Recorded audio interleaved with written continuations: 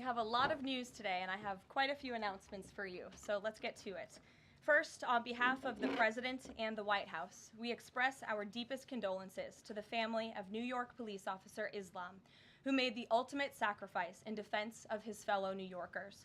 As the funeral services are held in New York City today, everyone at the White House is keeping the officer's family, friends, and fellow NYPD law enforcement officers in our thoughts and prayers. The President has always, and will always, proudly stand with our men and women in blue. May God bless Officer Islam and the other individuals who were tragically killed in this senseless act of violence. In other news, President Trump's working visit to Scotland was a huge success. In less than 48 hours, President Trump brokered the biggest, most impactful trade deal in history and prevented a war in Asia for the second time since he took office. We have never had a president who wields the full power of the United States to negotiate good deals for our country and its people like President Trump. This is what maximum leverage looks like. On the peace front, President Trump helped deliver an immediate and unconditional ceasefire between Thailand and Cambodia. The two countries were engaged in a deadly conflict that had displaced more than 300,000 people until President Trump stepped in to put an end to it. The president spoke directly on the phone with the acting Prime Minister of Thailand and the Prime Minister of Cambodia to inform both leaders that unless they brought their conflict to an end, there would be no trade discussions or agreements with the United States. Almost immediately afterward, a peace was brokered that will save thousands of lives and allowed for trade negotiations with these countries to resume, and they have. The president has now ended conflicts between Thailand and Cambodia, Israel and Iran, Rwanda and the Democratic Republic of the Congo, India and Pakistan, Serbia and Kosovo, and Egypt and Ethiopia. This means President Trump has brokered, on average, about one peace deal or ceasefire per month during his 6 months in office. It's well past time that President Trump was awarded the Nobel Peace Prize. I know the topic of Israel is on everyone's mind. I have an update from Special Envoy Steve Witkoff, who I got off the phone with this morning. Special Envoy Witkoff and Ambassador Huckabee had a very productive meeting with Prime Minister Netanyahu and other officials today in Israel on the topic of delivering much-needed food and aid to Gaza. President Trump is a humanitarian with a big heart, and that's why he sent Special Envoy Witkoff to the region in an effort to save lives and end this crisis. Tomorrow, Special Envoy Witkoff and Ambassador Huckabee will be traveling into Gaza to inspect the current distribution sites and secure a plan to deliver more food and meet with local Gazans to hear firsthand about this dire situation on the ground. The special envoy and the ambassador will brief the president immediately after their visit to approve a final plan for food and aid distribution into the region, and we will provide more details for all of you once that plan is approved and agreed on by the President of the United States. On the trade front, the president secured a historic trade agreement with the European Union that puts America first and fundamentally strengthens the economic relationship between the two largest economies in the world. This deal delivers on two of President Trump's core promises on trade, supercharging America's manufacturing capacity and opening up foreign market access to American businesses. The deal guarantees that American businesses will have unprecedented levels of access to the European Union markets to export our American-made goods. Also, as part of this agreement, the EU will purchase $750 billion in U.S. energy to strengthen our energy dominance, reduce European reliance on adversarial sources, and narrow our trade deficit with the EU. The EU will also make new investments of $60 billion in the United States, in addition to the more than $100 billion the EU companies already invest in the U.S. every year. All of these massive purchases and investments will happen by the end of 2028. What we are watching is President Trump rebuilding the greatest economy in the history of the world and simultaneously proving the so-called economic experts wrong at every turn. Media pundits said a trade deal with the EU this monumental and beneficial to America would be impossible, but President Trump made it happen. The so-called economic experts repeatedly said that the American economy would be in a recession this summer. Well, summer is here. It's almost over, and that recession does not exist. Yesterday, in fact, real GDP growth in the second quarter increased at a 3.0% annual rate, significantly above expectations. President Trump's America First policies are driving economic growth, as he always said they would. And this growth is being driven by the private sector, not the government. Federal government spending fell for a second straight quarter, while real business fixed investment rose by nearly 2% following its first quarter surge. President Trump is right-sizing government spending, reversing the damage done by the Biden administration, and allowing the private sector to flourish. The same so-called experts claimed that President Trump's tariffs would spike inflation and hurt American consumers. But consumer spending growth just accelerated, and inflation remains right on track. For the past 5 straight months, core inflation has come in below market expectation and remains in line with the Fed's 2% inflation target. Meanwhile, customs and tariff revenues have already totaled more than $150 billion since President Trump took office, leading to the first June budget surplus in nearly a decade. Those revenues will skyrocket even further starting tomorrow when new reciprocal tariff rates take effect. President Trump is restoring America's economic sovereignty by reducing our reliance on foreign countries, boosting investment in the U.S. to the tune of trillions of dollars, and creating hundreds of thousands of high-paying jobs for the American people. With America finally put first on trade and the largest middle-class tax cuts in history and other pro-growth provisions of the One Big Beautiful Bill beginning to take effect, the American economy will boom like never before over the course of the next 3.5 years, thanks to the president's vision. Finally, as you all know, the president signed an executive order earlier this year to solve the problem of exorbitant pharmaceutical pricing. According to recent data, the prices that Americans have been paying for brand name drugs are more than 3 times the price other similarly developed nations pay. The president is determined to solve this problem and took further action today. He has signed 17 letters to pharmaceutical companies' CEOs, and I would like to read you one of these letters to the CEO of Eli Lilly. All of these letters will be provided to you following this briefing. This is to the CEO of Eli Lilly from the President of the United States. On May 12, 2025, I signed an executive order delivering most favored nation prescription drug pricing to American patients to stop global freeloading and guarantee that Americans pay the same prices enjoyed by other developed nations. Right now, brand name drugs in the United States are up to 3 times higher on average than anywhere else for the identical medicines. This unacceptable burden on hardworking American families ends with my administration.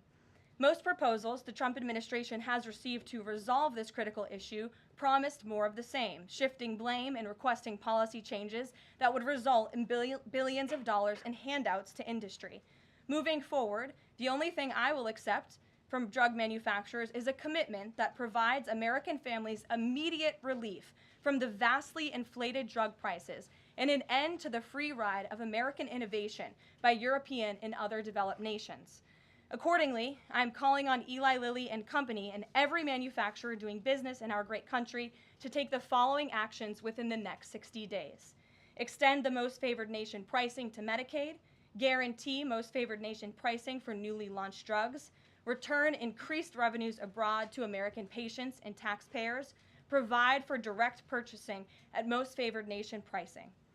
The President's team, including Secretary Kennedy and Administrator Oz, stand ready to implement these terms. The President expects to further engage with them immediately in good faith to deliver relief for American families. Make no mistake, a collaborative effort towards achieving global pricing parity would be the most effective path for companies, the government, and American patients. But if you refuse to step up, we will deploy every tool in our arsenal to protect American families from continued abusive drug pricing practices. Americans are demanding lower drug prices, and they need them today. Other nations have been freeloading on U.S. innovation for far too long, and it is time they pay their fair share.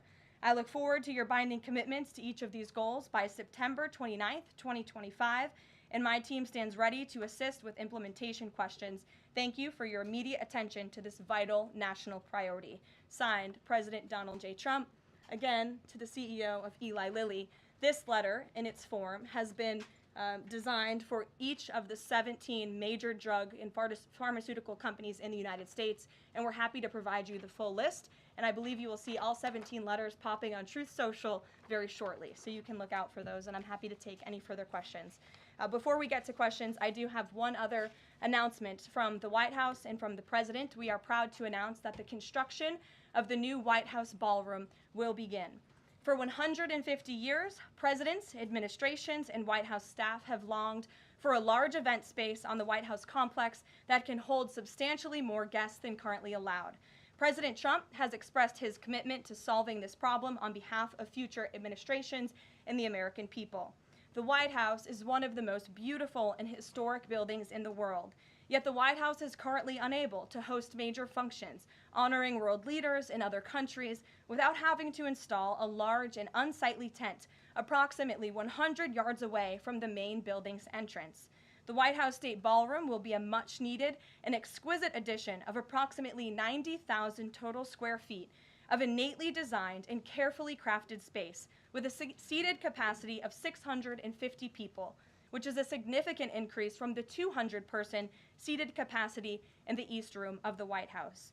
In recent weeks, President Trump has held several meetings with members of the White House staff, the National Park Service, the White House Military Office, and the United States Secret Service to discuss design features and planning. President Trump has chosen McCreary Architects as the lead architect, which is well known for their classical architectural design and based right here in our nation's capital. The construction team will be headed by Clark Construction, and the engineering team will be led by AECOM. The project will begin in September 2025, and it is expected to be completed long before the end of President Trump's term. President Trump and other donors have generously committed to donating the funds necessary to build this approximately $200 million structure. The United States Secret Service will provide the necessary security enhancements and modifications. The White House ballroom will be substantially separated from the main building of the White House, but at the same time, its theme and architectural heritage will be almost identical. The site of the new ballroom will be where the small, heavily changed and reconstructed East Wing currently sits. The East Wing was constructed in 1902 and has been renovated and changed many times, with a second story added in 1942. White House Chief of Staff Susie Wiles has provided the following statement. President Trump is a builder at heart and has an extraordinary eye for detail. The President and the Trump White House are fully committed to working with the appropriate organizations to preserve the special history of the White House while building a beautiful ballroom that can be enjoyed by future administrations and generations of Americans to come. In the White House, we will continue to provide the American public and all of you in the press with updates on this project at whitehouse.gov/visit. And if you go there shortly, you will be able to see renderings and visuals of what this ballroom will look like, both the exterior and the interior. I have provided some photos for all of you in the room today. This is the interior of the ballroom space. It's quite beautiful. And then this is the exterior of the ballroom space. As you can see, it will come off of the executive mansion as it sits today, and the East Wing will be modernized and renovated. We're happy to answer any further questions on that, Jennifer. Since you're so eager, I will go to you, but first, as always, I want to start with our new media seat, Ben Weingarten. Why don't you go ahead, Ben? Thank you. In light of the release, the declassification of the annex to the Durham report today, beyond any potential prosecutions, the outcomes of which will likely be uncertain, what does the President believe justice for Russiagate ought to entail? Might it include restitution for those whose lives were upended as a consequence of Russiagate, and perhaps a major reorganization of the national security apparatus? Well, I think a major organization of the national security apparatus, at least here at the White House within the National Security Council, has indeed taken place, and the President entrusts his current CIA director, John Ratcliffe, and our ODNI director, Tulsi Gabbard, to make the necessary changes to ensure classified intelligence, especially that could implement or hurt the national security of our country, does not make its way into the hands of irresponsible actors who want to politicize that intelligence for their own end. Since you brought up the declassification report that was put out by Senator Grassley today, I'm glad you brought it up, because this should be a story every outlet in this room should be covering. This is further evidence that Hillary Clinton approved the Russia hoax against President Trump. Her campaign financed it. Again, she approved it. And the FBI and the CIA were both weaponized to, as our director of CIA has said, accelerate this hoax against then candidate and former President Trump. To answer the heart of your question, the president wants to see justice served, and he trusts the Attorney General and the Department of Justice to implement that justice and hold these people accountable. One more question, briefly, Sure. if I may, on a totally different topic. There's been legislation reintroduced in the House and Senate on designating the Muslim Brotherhood as a terrorist organization. The Muslim Brotherhood is considered by many to be the fountainhead of Sunni Islamic supremacism from which Hamas and other groups have spawned, with a nexus to domestic organizations as well. Does the president support designating the Muslim Brotherhood as a terrorist organization? Frankly, I'm not sure because I haven't talked to him, and I would never want to get ahead of the National Security Council on specific designations. It sounds like something this administration would support, but we can get a firm answer for you. How's that? Thank you. Thanks for being here. Jennifer, go ahead. Eager beaver today. How much of the East Wing will be torn down? The entire East Wing or just parts of it? So the East Wing is going to be modernized. The necessary construction will take place. And for those who are housed in the East Wing, including the Office of the First Lady, the White House Military Office, the White House Visitors Offices, those offices will be temporarily relocated while the East Wing is being modernized. And then on Israel-Gaza, there are some reports that negotiations with Hamas might not be continuing. Did you get any updates from Steve Witkoff on that? I did. Special Envoy Witkoff is actively talking with our counterparts in Israel about that, and he wants to give some grace to the president so he can fully brief the president on what he's learning on the ground in both Israel and Gaza. But the president put out a very strong statement on Truth Social this morning, which I'm sure you saw, and he said the quickest way to end this entire conflict, the humanitarian crisis that we've seen, and the crisis in Israel that of course started on October 7th when Hamas brutally kidnapped and raped innocent Israelis, that terrible terrorist attack, is for Hamas to surrender, to release all of the hostages, and to end this conflict. And that's what the president wants to see. He's made that very clear. But the special envoy will be in Gaza tomorrow, as I shared with you previously. Josh. Can you give us a little more clarity on the tariff timing? You said that the reciprocals will take effect tomorrow. Yes. Does that include the new auto rates, for instance, on Japan, Korea, the EU? Is this all coming effective tomorrow? So some of the countries you just mentioned, Japan, South Korea, they have bespoke trade deals that the president cut, which, just to backtrack for a second, Josh, we promised that the president would negotiate with countries all around the world to cut tailor-made trade deals depending on those countries' challenges, how badly they've ripped off the United States of America and our manufacturing industry and our workforce in the past. And he has done that. Of our 18 major trading partners, 2/3 of those trading partners have a deal. We've sent out 17 letters to countries around the world. And the rest of those countries that either do not have a deal or have a letter, they will be hearing from this administration by the midnight deadline tonight. So yes, tomorrow, August 1st, the reciprocal rates will be going into effect. If more deals are cut between now and midnight, I will never count out the president. You've seen him do it before. He cut 3 deals in one day very recently. So we'll see what happens. I do know foreign leaders are ringing his phone, realizing this deadline is a real thing for them tomorrow, and they're bringing offers to the table. And we were reporting that the president wants to meet David Solomon of Goldman Sachs today. Can you say what they'll discuss, if anything, in that meeting? I won't discuss the president's private meetings from this podium, and it hasn't taken place yet unless he gives me liberty to do so. And finally, have you talked with the president about his position on the stock trading ban bill before Congress? He obviously had pretty loaded comments about Senator Hawley. There's some reporting that they've since spoken. What is his position on the current status of that bill? The president has spoken to Senator Hawley, who called him, and the president took that call.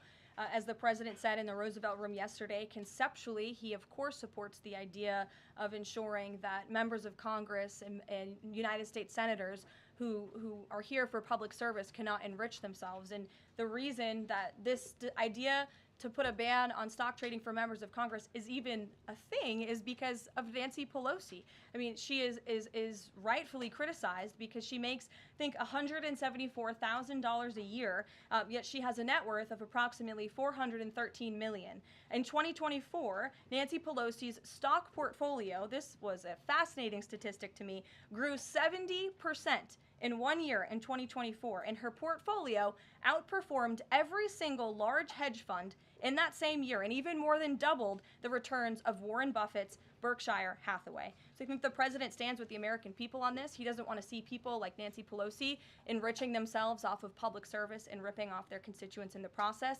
As for the mechanics of the legislation and how it will move forward, the White House continues to be in discussions with our friends on Capitol Hill.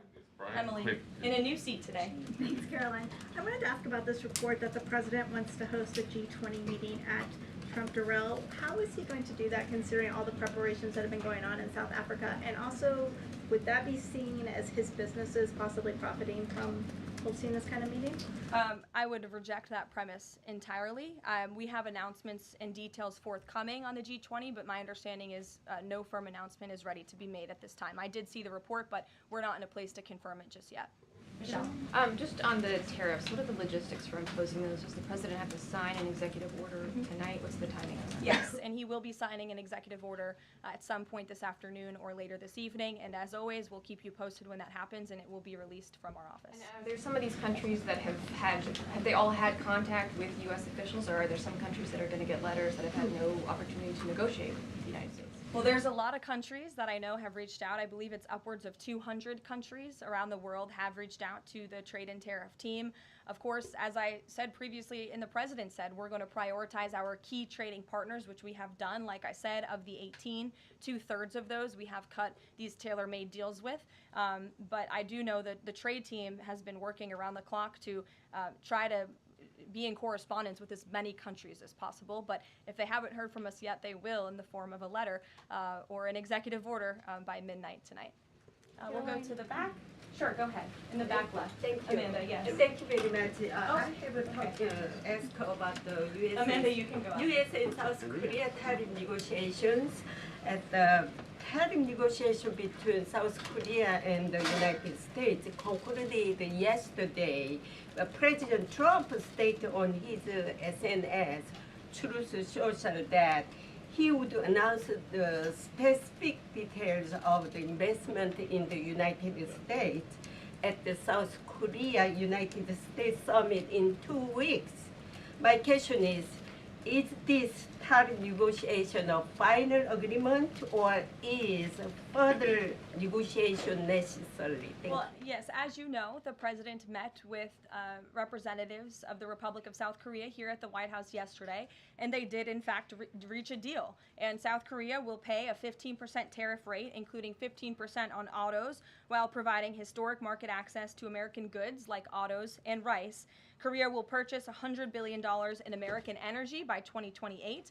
And the centerpiece of this deal is that South Korea has agreed to invest $350 billion at the president's direction to revitalize American industry. 90% of those profits will go to the United States government to help pay down our debt and for other matters at the president's choosing. So it was a very successful meeting yesterday.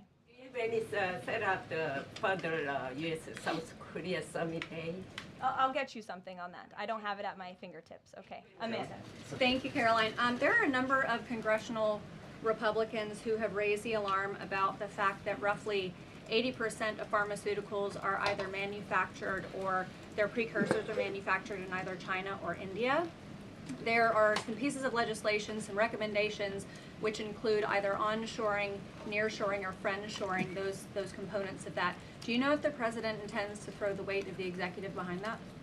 I don't have any updates for you at this time. I do have an update on our EU trade deal. I stand corrected. It's not $60 billion in investments. It's $600 billion in investments. I want to make that very clear. And I personally watched the president behind closed doors with the European president in Scotland negotiating this deal. And he got the most juice out of that squeeze that he could. And he was constantly looking out for America's interests. So I just wanted to clarify that one point. Deanna. Thanks, Caroline. For the countries that don't have a deal yet, should we be looking at the April 2nd chart at all? Or is he negotiating and talking about having a set tariff rate, 10%, 20%? Those discussions are taking place with the trade team today, and again, we'll provide further guidance with that executive order once it is signed, and the answer to that question will be in that executive order. Is he looking to provide any more extensions today after his phone call with Mexico? Is there any other conversations like that? I do know that other foreign leaders around the world have reached out, and if the president decides to share the conclusions of those calls with all of you, he will do so himself. But I do want to reiterate what the president said about Mexico. Mexico is still paying tariffs. They're paying a 25% tariff on fentanyl, 25% tariff on cars, a 50% tariff on steel, aluminum, and copper. And additionally, Mexico has agreed to immediately terminate its non-tariff trade barriers, of which there are many. And as the president said, we will continue to talk to Mexico over the next 90 days with the goal of signing a larger trade deal. The key to this, again, is Mexico has agreed to terminate those non-tariff barriers and to continue to work with us in good faith. Mexico is a very unique situation of all the other countries around the world because, of course, we share our southern border with Mexico, which we've seen an increase in cooperation between Mexico's President Claudia Sheinbaum and our administration on clamping down on drug trafficking and human trafficking at the southern border. We appreciate those efforts and will continue to work in good faith and to continue to have these trade discussions as well. Joey. Yeah, thanks, Caroline. Just clarifying on a previous question. President Trump has indicated he's been looking at either 15% or 20% baseline universal tariff. Has he landed on one of those yet? I won't get ahead of the president on that baseline announcement. And then secondly, what did Treasury Secretary Bessent mean yesterday when he called the new Trump accounts for newborns a, quote, backdoor to privatizing Social Security? Does the administration view this new Trump accounts as a way to, in the long term, perhaps privatize Social Security? What the Secretary of Treasury was saying and what this administration believes is that these Trump newborn accounts, which is an incredibly creative and great provision that was in the One Big Beautiful Bill for newborn babies and families and future generations of Americans, will help supplement, not substitute, Social Security. The Trump administration is wholeheartedly committed to protecting Social Security. The president did it in his first term. He's doing it again in this term. But these newborn accounts are another revenue stream for young people to watch their money grow throughout their lives and to one day be able to access those funds so they can hopefully build a home and live the American dream. Jake. Just one follow-up on tariffs and then one not. Is the president at all considering extending the August 12th China deadline at all? Is that in consideration? So look, on China, you heard from the president on Air Force One when we were returning from Scotland. You've heard from the Treasury Secretary as well, Ambassador Jameson Greer. They just spent 2 days in Geneva for their third round of talks with China. And the current policy, the current trade program that we have going with China right now as it stands will decrease our deficit by $5 billion this year. So we are moving in the right direction when it comes to China. And Secretary Bessent and Ambassador Greer continue to be in direct communication with our Chinese counterparts. But is the deadline, is it extension on the table potentially from that August 12th deadline as it stands? I don't think so, but I'll let the Secretary of Treasury speak on that because he's leading these negotiations. Reagan, go ahead. Thanks, Caroline. There's growing frustration that more of Trump's nominees haven't been confirmed. Why does the president think Senate Republicans are so behind, and has he had any further conversations with Leader Thune about it? The president has had many conversations with his friends in the United States Senate about advancing his nominees, his judicial nominees through this process. It is critical that we get these good attorneys in these positions so that we can end the weaponization of justice, so we can have true law and order in our country. It's unfortunate the Democrats are playing political games, but the president has made it clear to Senate Republicans they need to do everything in their power to advance the president's nominees as well. Kelly, go ahead. Caroline, thank you. 2 questions real quickly. Sure. Nigeria. Congressman Chris Smith, Republican from New Jersey, is calling upon the President of the United States to do something in terms of imposing perhaps sanctions on Nigeria for the persecution of Christians living in the northern part of Nigeria by radical Islamic groups. Has he contacted the President yet? And do you know if there's any action that the President will take? I'm not tracking a call between the president and the head of Nigeria. I know the president wholeheartedly condemns the persecution of Christians or, frankly, of people of any faith all over the world, but I don't have any updates for you in terms of sanctions in this part of the world. My second question, Caroline, deals with immigration here in America. As you know, a lot of deportation has been going on. ICE has been going after violent criminals that are here illegally, and rightly so. In the midst of that, there are some evangelical pastors who are stating that it may have gone to a point of being indiscriminate and actually getting innocent people like members of the clergy. Has the president and has ICE looked at that to see how they can actually go after those violent criminals, but also make sure that members of the clergy are still not being deported? Well, look, the administration has always maintained the position that anyone who illegally crosses our nation's borders is subject to deportation. That's just the law of the land, and we must be a nation that enforces our laws. But the priority from ICE, of course, is to deport, detain, arrest, and remove violent illegal aliens and criminals from our country. And they have been doing that at the rate of thousands of illegal violent criminals every single week, especially in Democrat-run sanctuary cities where these illegal violent criminals have been given a safe haven and have essentially been immune from our nation's laws under the previous administration. That's not happening anymore because of this president and Secretary Noem in the Department of Homeland Security, and we are going to be a nation of laws. And as we've said repeatedly, if you came here illegally, you are subject to deportation, but the priority are those public safety threats that we must remove from our communities. Thank you so much, Karoline. Two questions. So what Hamas hardens its position and Israel provides aid? Do you have any new information on the hostages that need aid too? And second question, we heard President Trump criticize President Macron and Prime Minister Starmer for their statement about recognizing a Palestinian state. What is the president's position on recognizing a Palestinian state, and will he recognize Israeli sovereignty in Judea and Samaria? I can answer both of those questions for you. On the second question about a Palestinian state, the president expressed his displeasure and his disagreement with the leaders of France, the United Kingdom, and Canada. He feels as though that's rewarding Hamas at a time where Hamas is the true impediment to a ceasefire and to the release of all of the hostages. So to your first question, the president wants to see all of the hostages released. He cares deeply about this. He has met with many of the former hostages, many of the families of those who have loved ones who are still being held hostage in Gaza. I have met with them too. It is absolutely devastating what these poor people have been through, and the president is always thinking about them, and that's why he's designated his special envoy, Steve Witkoff, who's doing a tremendous job to release the hostages and to end this conflict. But the president has always said the last remaining hostages, now there are 20 living hostages in Gaza, will always be the hardest because Hamas is unfortunately using these innocent people as bargaining chips. But nevertheless, we are committed to seeing this come to an end.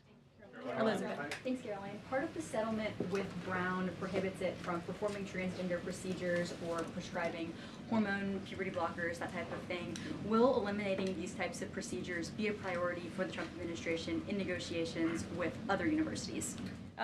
I can tell you that ending the chemical castration of children in our country is a priority of this administration. We've talked to many of these universities about it, but the president has also taken very strong action to cut off the funding for any medical institution in this country that provides those barbaric procedures. The Brown University agreement, since you brought it up, is yet another win to root out anti-Semitic behavior on our nation's college campuses and unlawful racial discrimination. Brown has agreed to no longer allow unlawful racial discrimination in admissions or university programming. They have agreed to provide access to all relevant data and information to rigorously assess compliance with its commitment to merit-based admissions, and they will pay $50 million over 10 years to state workforce development organizations that comply with anti-discrimination laws, supporting regional economic growth and career opportunities. Brown will also adopt the definitions of male and female from President Trump's executive order, defending women and gender ideology extremism for women's sports, programming, facilities, and housing. Brown will no longer perform gender reassignment surgeries on minors or prescribe them puberty blockers or cross-sex hormones. And Brown will take steps to improve the campus climate for Jewish students and combat anti-Semitism on their campus. This is yet another huge win for American students and for those who love our country and want to abide by our country's laws. On the topic of defending women from gender ideology extremism and helping women's sports, the president will be signing an executive order at 4 o'clock today with some very famous professional athletes whom I'm sure you all know. And that executive order will be focused on strengthening athletics in our country and making America healthy again. And we are going to re-implement the presidential fitness test in America's schools, which is, I think, something all Americans can get behind. So you'll hear from the president in 2 hours, and we will see you all there.